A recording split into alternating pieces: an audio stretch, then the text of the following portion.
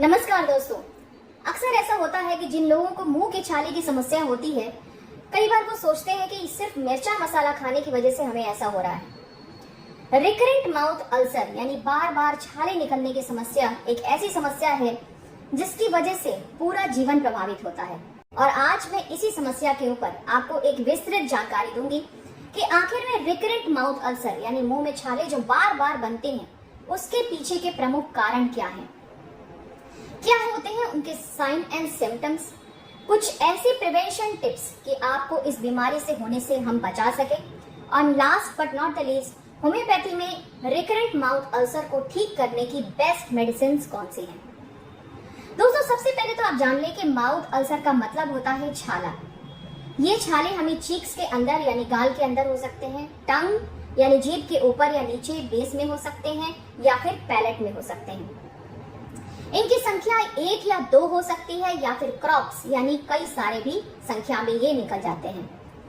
बात करें अगर इनके कारणों की, तो सबसे प्रमुख वजह है कि अगर आपके मुंह के अंदर कोई नुकीला दांत है, तो वो नुकीला दांत आपके अंदर जो है माउथ के अंदर फ्रिक्शन करता है, रगड़ खाता है, इसकी वजह से जख्म बनता है, और जख्म बनने के बाद माउथ अल्सर डेवलप कर जाता है।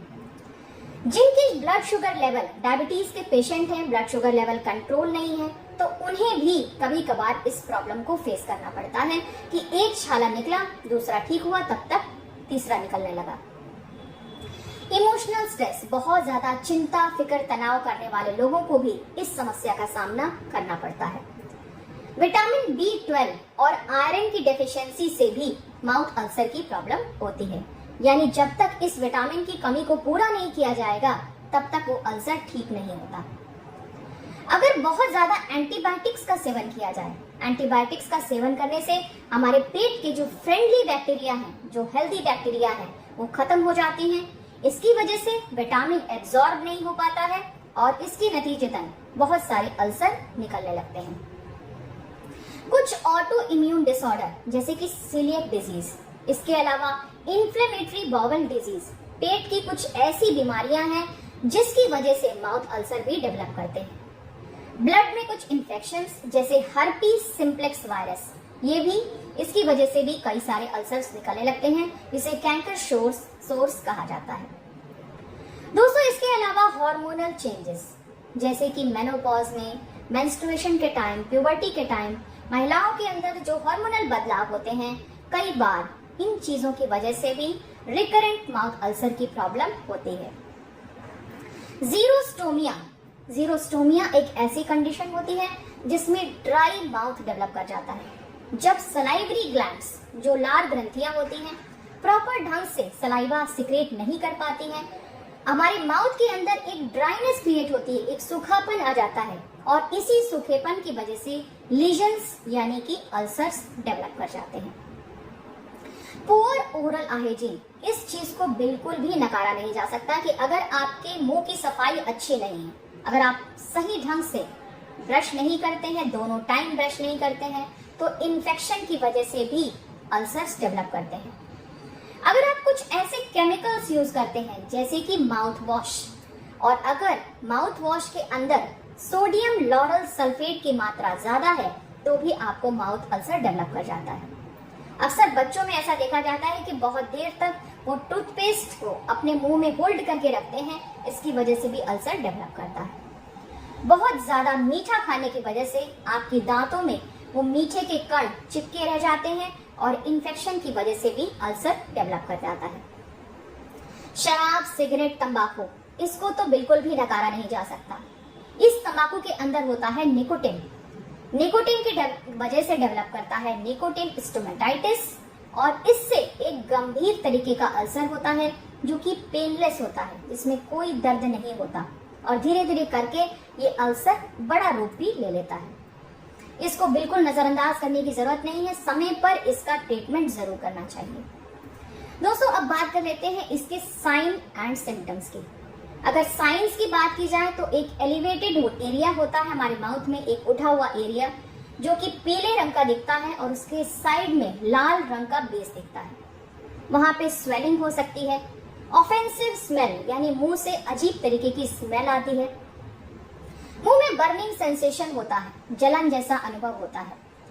और अगर इसके सिम्टम्स की बात की जाए तो इसमें दर्द भी हो सकता है। किसी किसी को दर्द होता है, किसी को दर्द मॉडरेट होता है, और कई बार ये दर्द तो इतना भयानक होता है कि बोलने में, बात करने में, खाने पीने में, हर चीज में असुविधा होने लगती है।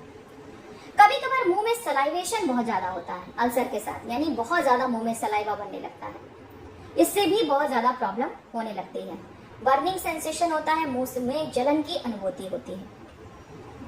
दोस्तों, अब मैं आपको बताती हूँ प्रिवेंशन टिप्स। आखिर में इस बीमारी से हम कैसे बच सकते हैं, कैसे हम अपने आप को प्रिवेंट कर सकते हैं कि इस तरीके की प्रॉब्लम का सामना ना किया जाए, और अगर प्रॉब्लम हो चुकी है तो कैसे इससे हम जल्द से जल्द छुटकारा पाएं। दोस्तों, जरूरत इस बात की है सबसे पहले कि प्रॉपर ओरल हाइजीन को मेंटेन किया जाए, यानी कि प्रॉपर ब्रशिंग, प्रॉपर फ्लॉसिंग दोनों टाइम की जाए। अगर आपके मुंह में इन्फेक्शन के कण नहीं है, इन्फेक्शन की बैक्टीरिया, वायरस ये सब नहीं है, तो बहुत हद तक इस प्रॉब्लम से छुटकारा पाया जा सकता है। ध्यान देने वाली बात यह है कि जो ब्रश आप यूज करते हैं उसके ब्रिसल्स, यानी जो उसके ब्रश के जो ब्रिसल्स होते हैं वो सॉफ्ट होने चाहिए। अगर हार्ड ब्रिसल्स है तो वो आपके अल्सर को और ज्यादा इरोजन करेंगे और इसकी वजह से प्रॉब्लम और ज्यादा बढ़ जाएगी। बहुत ज्यादा एसिडिक चीजें यानी खट्टी चीजें खाने से बचना चाहिए। आपको ड्राई फूड्स यानी बहुत ज्यादा जो कड़ी चीजें होती हैं उनसे भी बचना चाहिए, क्योंकि ऐसे ड्राई और एसिडिक फूड्स इरोजन पैदा करते हैं, यानी कि मुंह के अंदर, चीक्स के अंदर एक रगड़ पैदा करते हैं, और इसकी वजह से वहां की लाइनिंग सेंसिटिव हो जाती है और कभी कभार अल्सर्स डेवलप कर जाते हैं। विटामिन रिच फूड आपको ऐसा खाना खाना चाहिए जिसमें ढेर सारे विटामिन हों, जो कि बहुत ही ज्यादा न्यूट्रिशियस हो। ऐसे न्यूट्रिशन की वजह से हमारे अंदर विटामिन B12 और आयरन की कमी नहीं होने पाती है, और अगर ये बीमारी हो चुकी है तो हमें इससे लड़ने में बहुत हद तक मदद मिलती है। इमोशनल स्ट्रेस से दूर रहें। ऐसा देखा गया कि जो लोग बहुत ज्यादा इमोशनली परेशान रहते हैं उनको अगर अल्सर की प्रॉब्लम है तो जल्दी नहीं छोड़ती है, बल्कि ये प्रॉब्लम का क्रम लगातार बना रहता है। इसके अलावा ये जरूरी है कि आप प्रॉपर ओरल हाइजीन को मेंटेन करें और बहुत ज्यादा केमिकल्स यूज ना करें, जैसे कि माउथ वॉश, स्पेशली जिसके अंदर सोडियम लॉरल सल्फेट है, इससे आपको दूर रहने की जरूरत है। अपने डायबिटीज को, अपने शुगर लेवल को हमेशा कंट्रोल में रखें, और अगर ये हाई है तो इसे कंट्रोल करने के लिए जो भी प्रयास आप अपने स्तर पर कर सकते हैं अपनी डॉक्टरी सलाह लेकर, उसको जरूर कीजिए। दोस्तों, अब बात कर लेते हैं होम्योपैथी की। होम्योपैथी में रिकरेंट माउथ अल्सर, बार बार मुंह के छाले होने की जो समस्या है उसका जड़ से निदान मौजूद है। इसमें सबसे पहले तो पेशेंट की पूरी हिस्ट्री के जानने के बाद उसके कारण को ढूंढा जाता है कि किस कारण ये प्रॉब्लम हो रही है, और उसी हिसाब से इलाज किया जाता है। मर्कसॉल दोस्तों एक ऐसी दवा, टॉप ग्रेड की दवा है, जो कि बहुत ही अच्छा कार्य करती है रिकरेंट माउथ अल्सर में। जिन लोगों को बार बार छाले होने की समस्या है, और जिनको छाले होने के टाइम में काफी ज्यादा दर्द हो जाता है मुंह के अंदर और बहुत ज्यादा सलाइवा बनता है, ये एक प्रमुख इंडिकेशन होता है। अगर आपको छाले हैं, दर्द वाले छाले हैं, बहुत ज्यादा सलाइवेशन यानी मुंह में सलाइवा आ रहा है, तो ये एक टॉप इंडिकेशन है कि वहां पे मर्कसॉल काम करेगी। और मर्कसॉल का एक फायदा ये भी है कि उस टेंडेंसी को वो इरेडिकेट करेगी जिसकी वजह से ये छाले बन रहे हैं। इसके अलावा बोरेक्स है, काली म्यूर है, काली आयोड है, नेट्रम म्यूर है, इनका प्रयोग लक्षण के अनुसार किया जाता है। और प्रॉपरली अगर हम अपने खाने पीने की सही तरीकों को अपनाएं, सही तरीके से दवा का सेवन करें, तो इस समस्या से छुटकारा पाया जा सकता है। दोस्तों, शराब, सिगरेट और तंबाकू किसी भी हाल में अगर आपको माउथ अल्सर की प्रॉब्लम है तो इससे दूर हो जाइए, अन्यथा ये समस्या कभी ठीक नहीं होगी। इसी संदेश के साथ मैं आज का ये वीडियो यहीं पर समाप्त करती हूँ, और अनुरोध करती हूँ आपसे कि अगर आप फेसबुक पे हैं तो इस वीडियो को लाइक और शेयर जरूर कीजिएगा, और अगर आप YouTube पे देख रहे हैं तो चैनल को सब्सक्राइब जरूर कीजिएगा।